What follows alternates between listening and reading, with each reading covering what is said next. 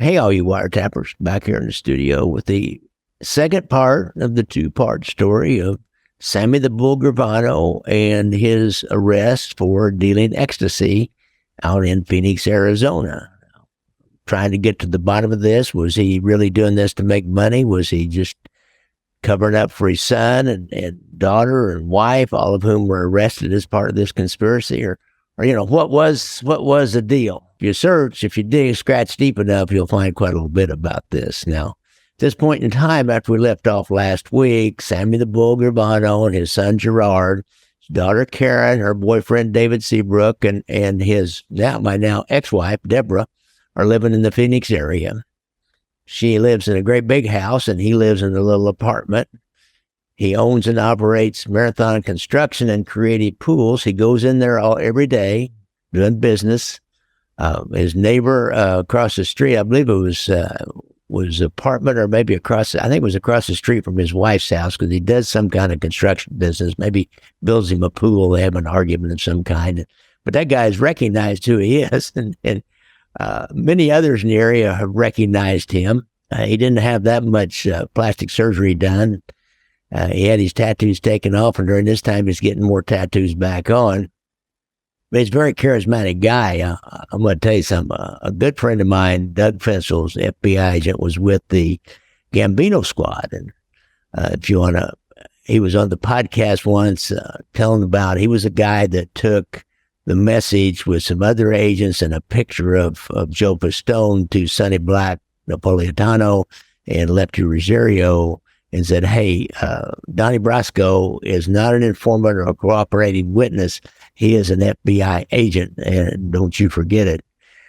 Anyhow, Doug was with the Gambino squad, and he talked to Sammy a few times, and he said he describes him as the most charismatic, pleasant, friendly, helpful, humble guy that he'd ever talked to. He said, this guy is good, because you can see that side of him on the surface, but, get on the other side, and I got a feeling you're going to see a whole different guy.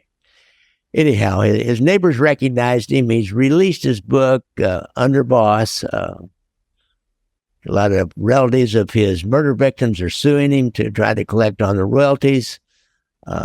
The Gambino family has dispatched a hit team. His wife, Deborah, and son, Gerard, are opening or have opened an Italian restaurant called Uncle Sal's at Scottsdale's Best Kept Secret.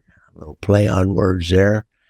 He can be found there many evenings. He can be found at many other public places. There are people that claim that he was well known at a local coffee shop. He played chess, signed autographed copies of his book. Purportedly, there was a steak restaurant that had a piano player so well known there that when he'd come in, the piano player would break into the theme from The Godfather. So anyhow, he's been on 60 Minutes, if you remember that. He is the government's prize witness, Salvatore Gravano, Sammy the Bull. For years, he has been living in the shadows, protected by the U.S. government from a long list of sworn enemies. You can relate me to a soldier in Vietnam who killed hundreds of people, maybe. I was a soldier of Cosa Nostra. I am a hitman.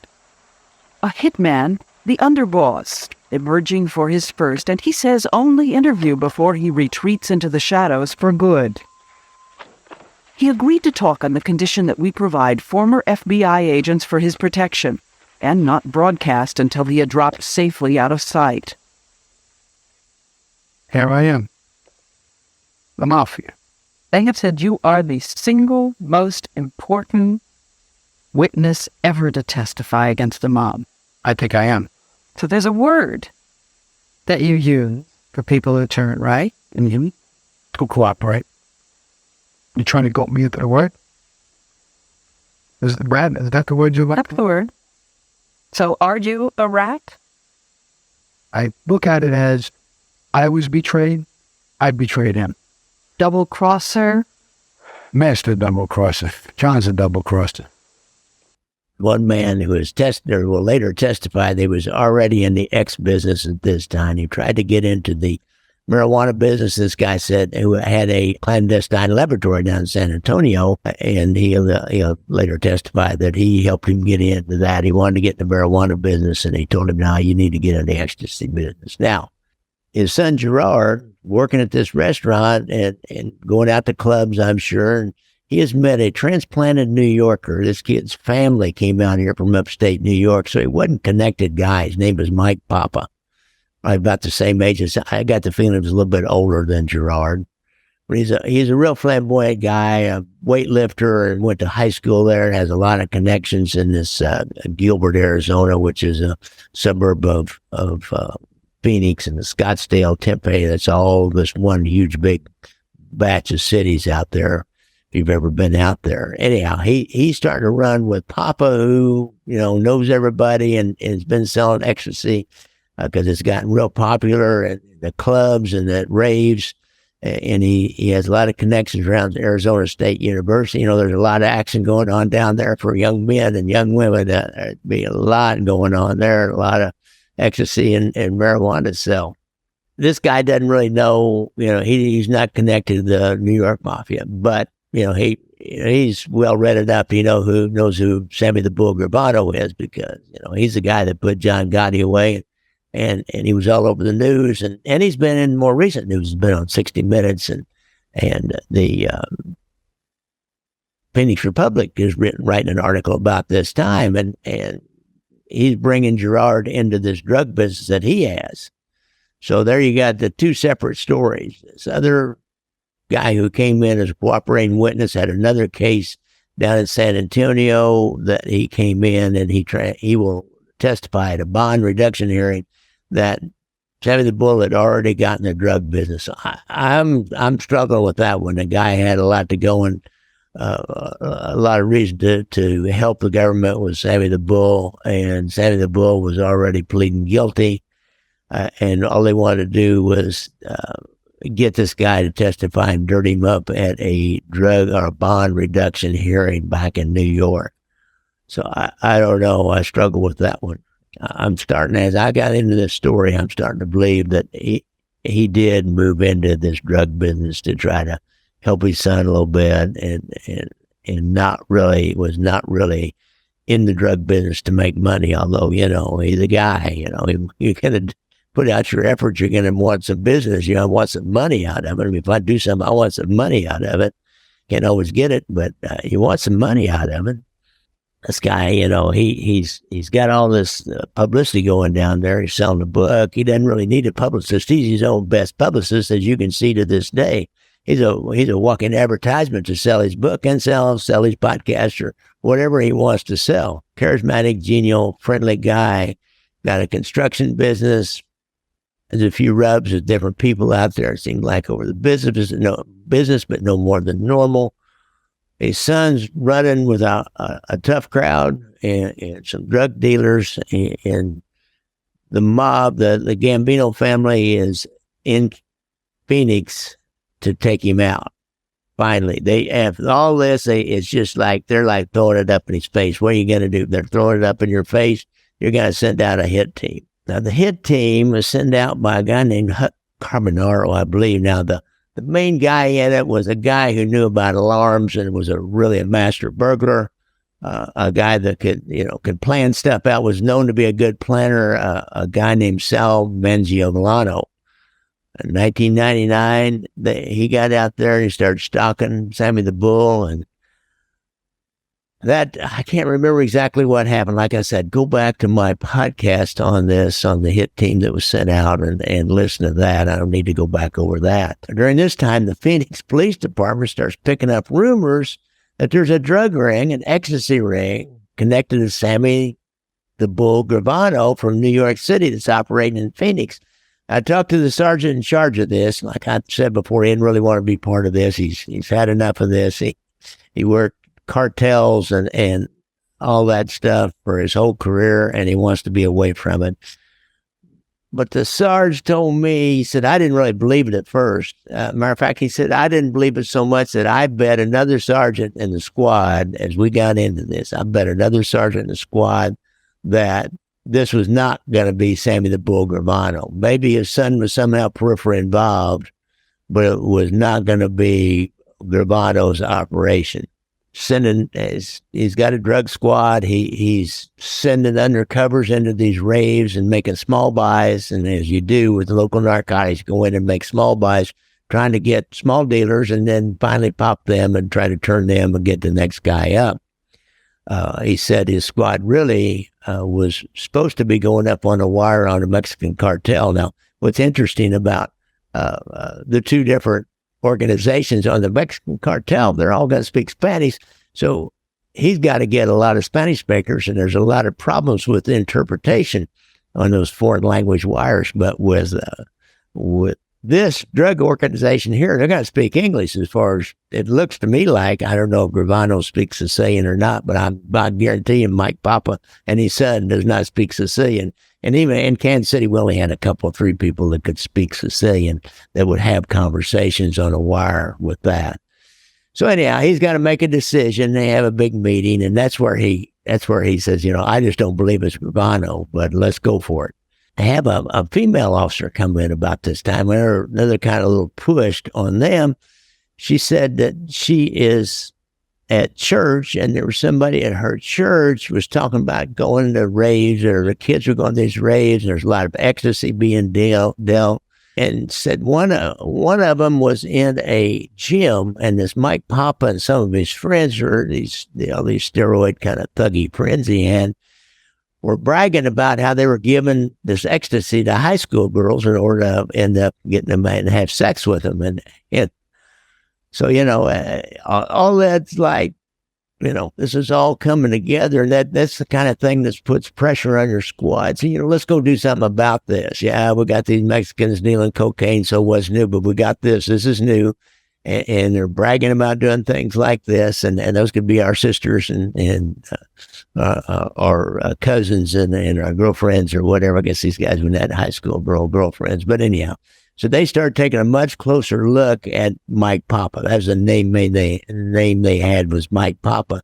Watching him, I know how this goes. As you start picking up on him, find out what kind of car he drives, where he lives, follow him around a little bit. They catch him at Uncle Sal's Italiana Ristorante, and then they look into it more than once. They check in there. There's a guy named Gerard Gravano working there. It's like, oh boy.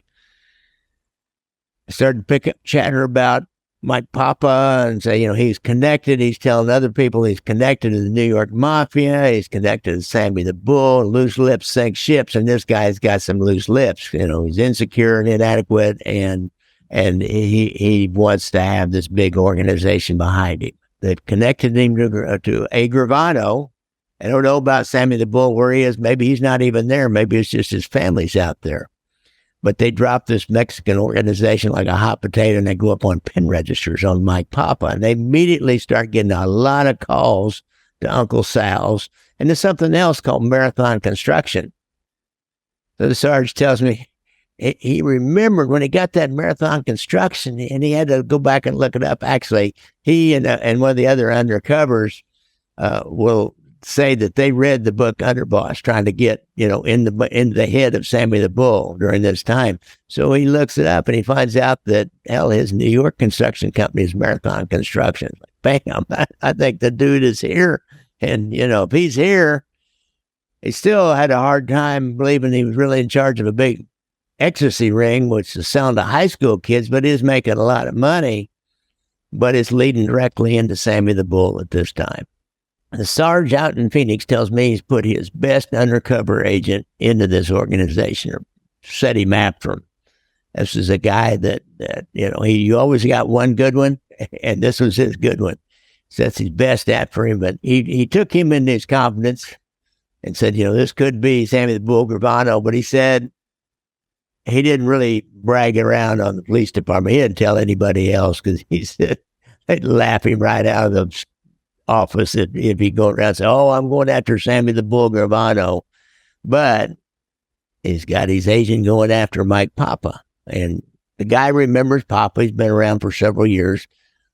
He remembers because this guy had worked Gilbert High School, because he looked so young when he was a young nar, when he first got into the narcotics business or acted as an undercover.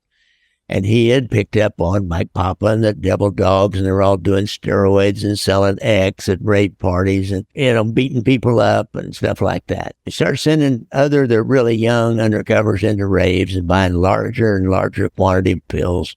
Get up around 50 pills at a time. They're about $20 a pop. And, as they got known, then they keep upping the request. And they start asking, where can we get 500 pills? Well, these guys, they're smaller dealers they're buying from. Says, watch out. Says, there's New York guys running this now. And if they find out you're dealing, they're claiming that if you're a dealer out here, small dealer, they want a tax paid on each pill. I believe it was 50 cents or something. They want each pill you sell.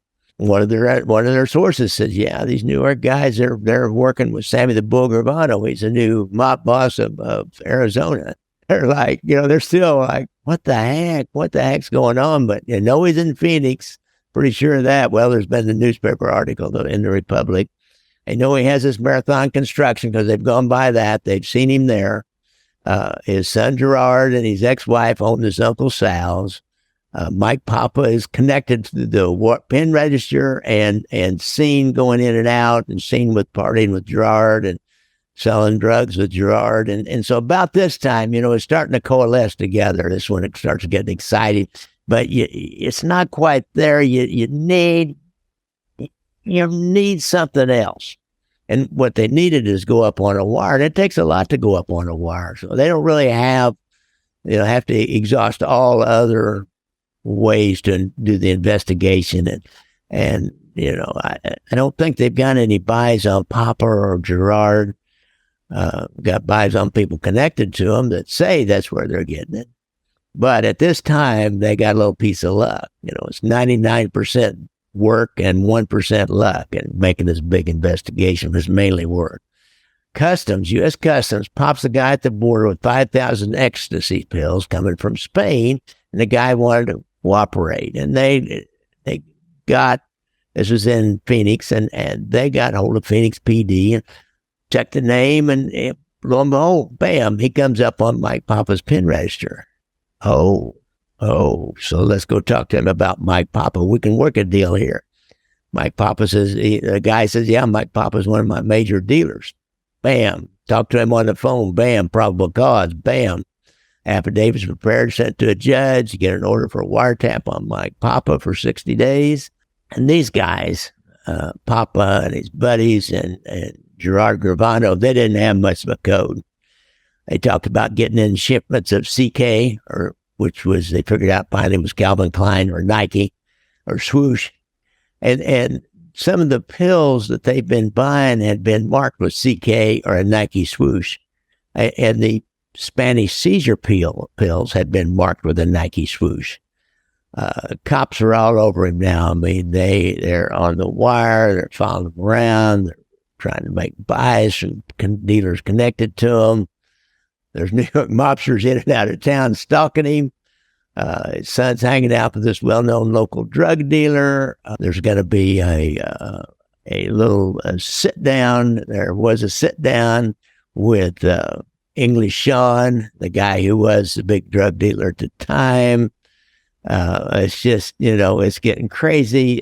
Phoenix PD, because this takes a lot of resources now, they're going to put a lot of resources into it. So they need to get with the DEA and keep the wiretap going to a federal wiretap and a lot more funds. And they'll, the way we do it is local PD will supply the manpower and the DEA will use their sets of laws and that kind of thing to get up on a federal wiretap and do some other things. So they did not let the FBI know, and everybody was sworn to secrecy. They did not want anybody outside of the squad working on this to know.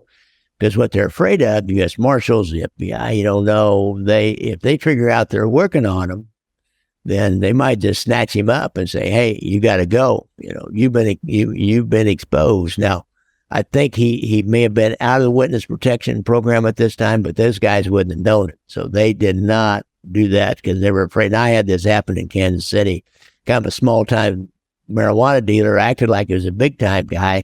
And as we made small deals with him, and he was talking about being a mobster, and he's in from out of town, and he's connected to the Sabellas and a different dropping names here, but we never could put him with them. Finally, getting ready to, we get with the DEA, and then they go to the U.S. attorney, and they want to go a little further with it, really make this into a case and make bigger and bigger buys from him, although he's not really coming through. Somebody finally finds out that this guy's in witness protection, and the U.S. attorney says, you don't have enough, drop it, we're moving him, and they did. Now, English Sean Atwood will later claim these New York guys were robbing his dealers and threatening them, and claims he had a sit down with some of these guys, and he was told he got to pay a tax and buy from them. Atwood will claims today that back then he had really good supply coming from the Netherlands, and Mike Papa crew, Gravano crew got really poor quality Mexican X, but police don't verify this. Matter of fact, the main guy that was dealing with them was bringing it in from the Netherlands himself. And I believe he was Israeli, and they we'll talk a little bit about this Israeli connection that they had. In an ironic twist, the Phoenix Narcotics took down a low-level Gravano dealer and turned him against Sean Atwood later on and made a case on him. So he caught a case and did his own time out in the Arizona State Penitentiary. But Papa's ring has grown into the largest dealer of ecstasy pills in Arizona, and selling for about $25 each. Doing 25,000 a week. The profits are around $300,000 a week. And during this time, I couldn't quite figure out, but a guy named Dominic Ciccio appears on the scene, and he seemed to be involved in it. He was from New York. He was kind of a connected mob guy. He was kind of a huge leg breaker type who worked out constantly. One way they made a case on Gerard was they overheard him on the phone talking to Gerard about getting some E or ecstasy. And they're saying he was Sammy the Bull, and Sammy the Bull seems to have taken him under his wing. And so, when you're on the outside looking in, even after you make the cases and everything, sometimes all the relationships don't seem to make quite as much sense as you would like them to. But let me tell you this one story about how one deal went down where they had wiretaps going. They listened to a lot of it. They're on a wiretap, and I believe it must have been on Gerard, and Phoenix PD hears him talking to Gerard, as Dominic Ciccio, about getting some ecstasy, or X, or E, whatever they want. I remember what they called it. And shortly after that, they see Ciccio arrive at Marathon Construction, and he's talking to Gravano, and then he leaves there. And right after that, he goes right to a phone. He calls Gerard back on a tap line and said, your dad's good with it, so we're good to go. So that's one of the little things that implicated Sammy the Bull in running this ecstasy organization. After this observation, of course, Phoenix got a court order to install microphones in the office, in the Marathon office, because there he can say, here's enough probable cause that they're having dirty conversations in this office.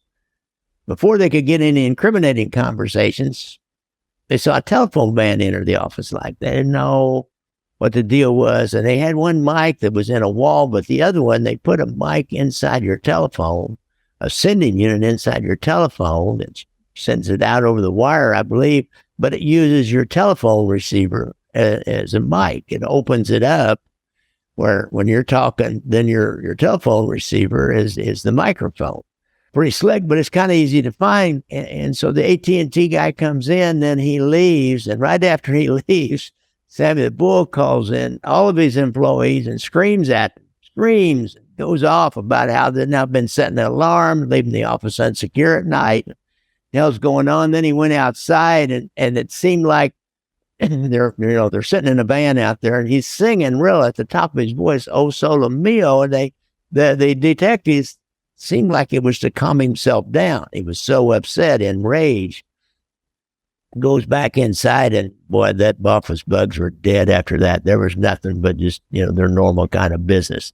May 2001, this Arizona state case is swallowed up and made part of a much larger federal case out of New York. It made the allegation that Gravano's ring was a major dealer with this Israeli ring out of New York City. the feds made the claim that the Gravano ring was buying as much as 40,000 ecstasy pills at a time for this Israeli drug gang that operated in New York City. And on an international basis, the feds were working on this Israeli ecstasy smuggling. They discovered that, I talked about this before, they're paying strippers $10,000 to go back to Europe and bring back a suitcase filled with ecstasy, and Orthodox Jews dressed like an Orthodox Jew.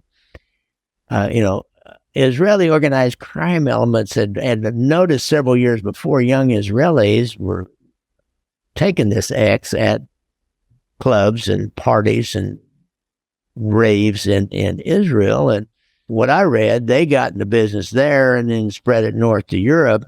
And what's interesting is the Israeli Jews had always dominated the diamond market in Antwerp, Belgium.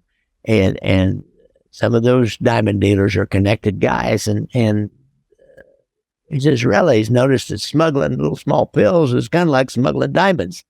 They already were into that and knew how to do that. So they got into business and they started flooding the United States. There appears to be a conflict as they're starting to wind down their investigation, but there appears to be the Phoenix PD and DEA, and there appears to be a conflict within the Gravano Papa organization, whatever you want to call it, and their Jewish connection. English Sean was buying from this guy, Elian Zarger, and Papa and Gravano had cornered one of English Sean's dealers and said he had to pay a tax to Gravano, and Zarger sent out his guy and they had a sit down, and that's where Sammy the Bull said, hey, anything that gets sold in Arizona, I get a piece of. I own Arizona. Arizona is mine. If you want to go more into Elian Zarger, he was busted with a gang called the Brooklyn Terror Squad. And there's a lot more out there about the Israeli mafia and the X business. Now comes a time you got to take these things down. I've been there. We took one down once and we knew we weren't going to get anything, but upper management said, we put too much manpower into this. It's costing us too much money. We don't really see an end to it. You're not going to re-up on the wiretap for another 30 or 60 days. Take it down, go serve your search warrants on all the locations and see if you can get anything. In the end, just before they take this down, Sammy the Bull, he makes a mistake. He makes a mistake in mathematics and multiplying and adding and subtracting and counting. And he did it on a tape phone, and that's what'll bring him down.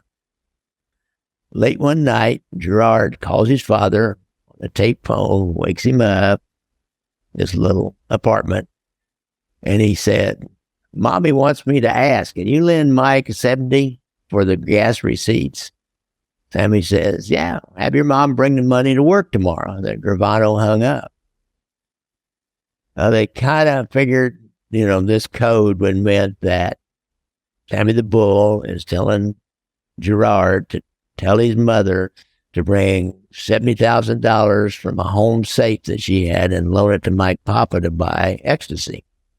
The next morning, Gravano's daughter, Karen, got the money from her mother and delivered it to Sammy's office. Bam, bring Karen into it. Delivers it to Sammy's office at Marathon Construction. Next comes up a series of misunderstandings about the money. And this was over the construction company phone. They were on it by now. The first call, Sammy's all pissed off. He calls Deborah's wife, ex-wife, and accuses her of shorting the $70,000. So there's only $65,000 here. It's $5,000 short. She said, it's all there. I swear it's all there. In the second call, Gravano again claims that Deborah shorted the cash. And he said, that's the second time I found a shortage. And he's accusing her of stealing money the first time around and now the second time around. And then there comes a third call to the ex-wife. And Sammy admits, well, I was wrong. I'd miscounted. The Phoenix cops know that this money's been used for an upcoming drug buy out of California. And that's when they got the indictments. Get those indictments and take them down.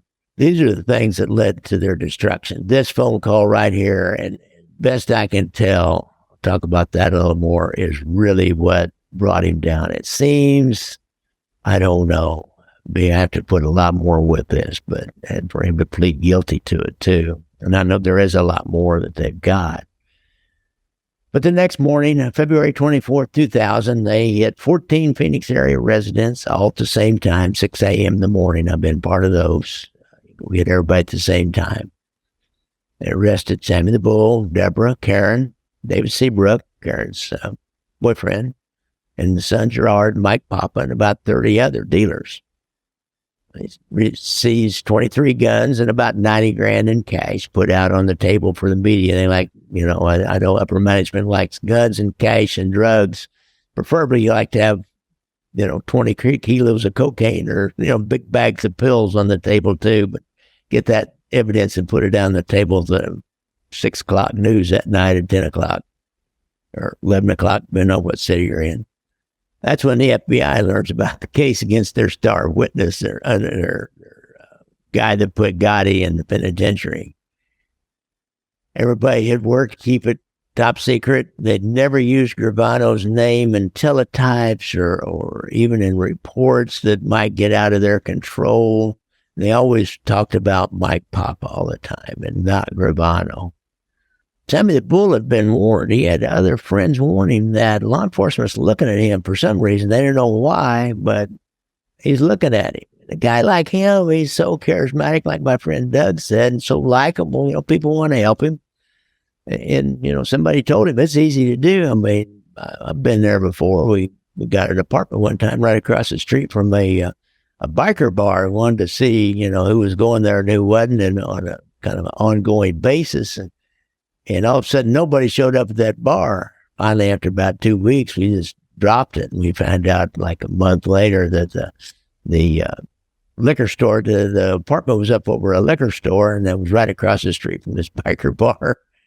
And the guy that owned the liquor store was talking to the guy that rented out the apartments, and the guys didn't use some kind of cover. You need to use some kind of cover. I know one thing we've used is we're a traveling construction crew, that we only use the thing during the week, and we're only gonna, we may use it. There are some people using working nights, they'll sleep during the day. Some people working days, so they'll sleep at night, and kind of gives you a reason for coming and going, like carrying, tools and things like that. You put your camera in different bags and any equipment you have, and so you need a cover story. And lots of times, everybody doesn't carry it out that far, and so probably somebody didn't carry it out that far. Somebody said, hey, they're looking at you, dude. But I guess maybe he was so arrogant, he thought, oh, these little 2-bit local police guys, they're not going to get anything on me. But and this statistically, they did a lot on him. They monitored 17,000. I read this, 17,000 conversations from several different wiretaps. He put a hidden microphone in his apartment, but he found that too at some point in time. And I don't know. And we know he found the bug inside of his office. So he should have known, but it might have been too late. But they were still talking on that tape phone just before they took it all down. That's when they really got that's why they took it down, because they felt like that would be the smoking gun, if you will, that's going to put him in this case. I know one of the Phoenix officers told me that, he said, I was really surprised that they had these kinds of discussions on the tape phone. He said, I figured he'd do walk and talks. And, I read his book and learned about how they learned to do walk and talks, and so they can't be monitored, although Gotti didn't do it. He thought he had a cool place in that old lady's apartment up above the social club. But I don't know. The guy said either Sammy let his guard down, or he didn't think we were sophisticated enough to do anything to take him down. But they were sophisticated enough to do it, because they did bring him down. What really brought him down was his problem in counting money. And the Phoenix coppers I talked to said that the key reason they were able to hang this ecstasy ring around his neck was that argument they had over the $65,000 or $70,000.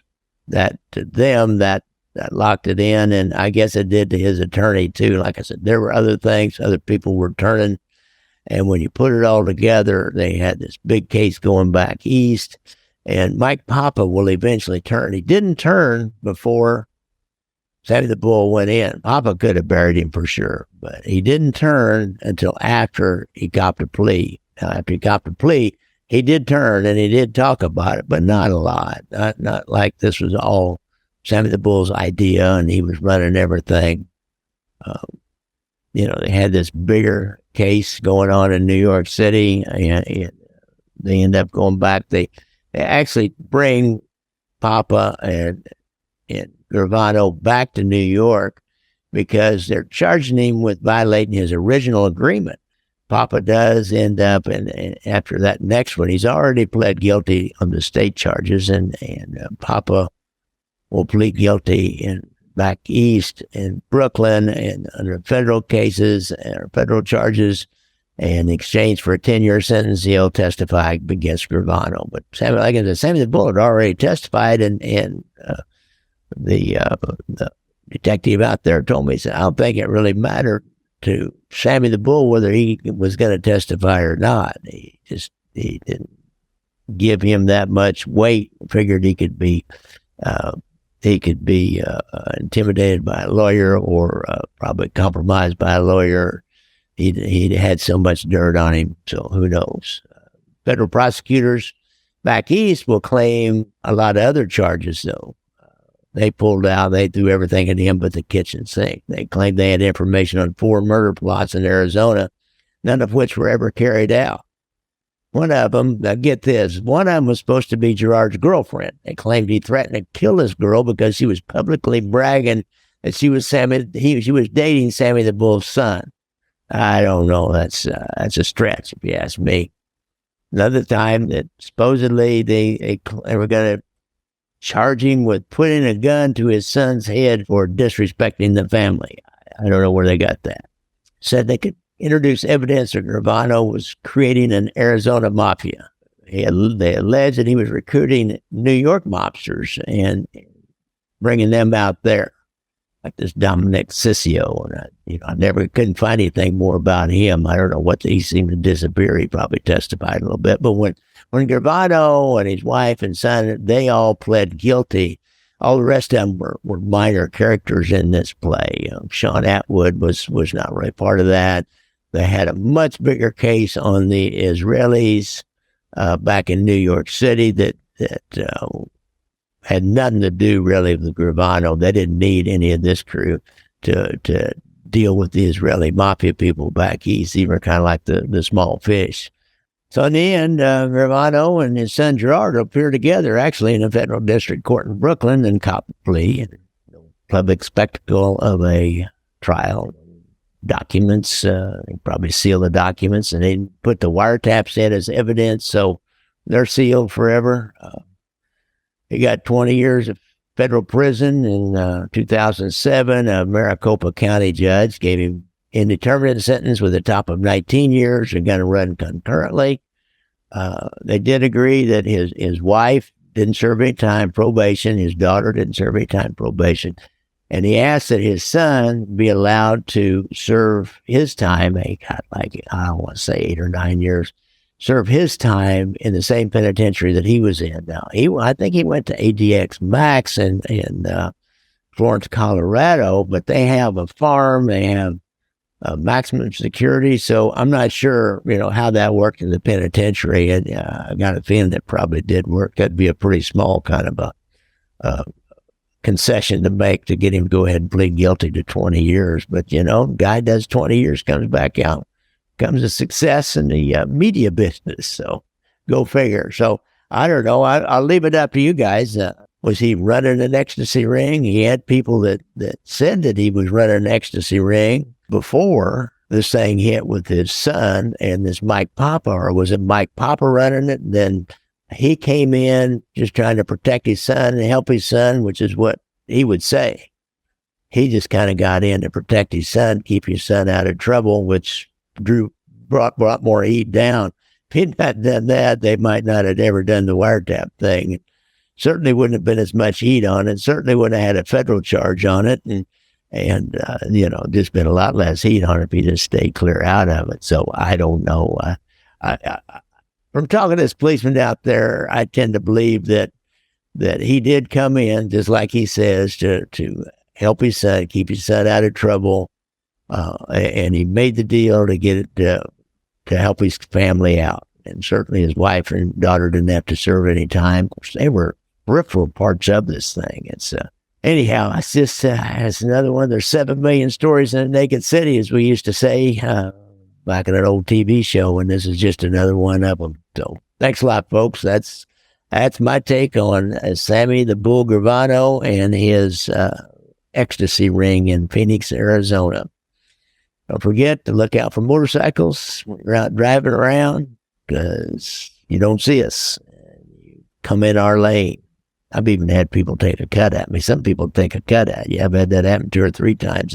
And most, especially sport bikers, will talk about people taking a cut at them, usually in big F-150 pickups. And one guy followed me for a long ways, and then when I went to turn off, what I did, I zipped in front of him in a traffic blending situation. With a motorcycle, you get in front of anybody. And this son of a bitch, he follows me for a long ways, and I thought, well, I guess he's going the same way I'm going, because he didn't get that close. But when I went to turn off, he took, and he kind of went in the left lane. It's a 4-lane.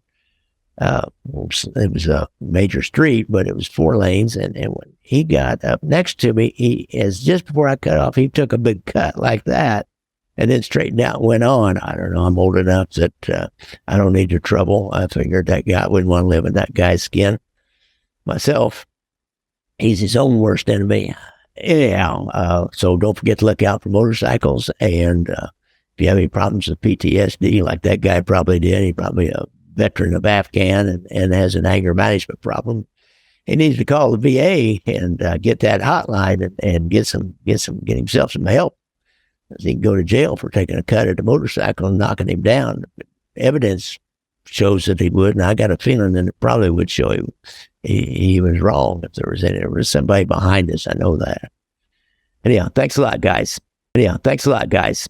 Anyhow, thanks a lot, guys. Anyhow, thanks a lot, guys. Anyhow, thanks.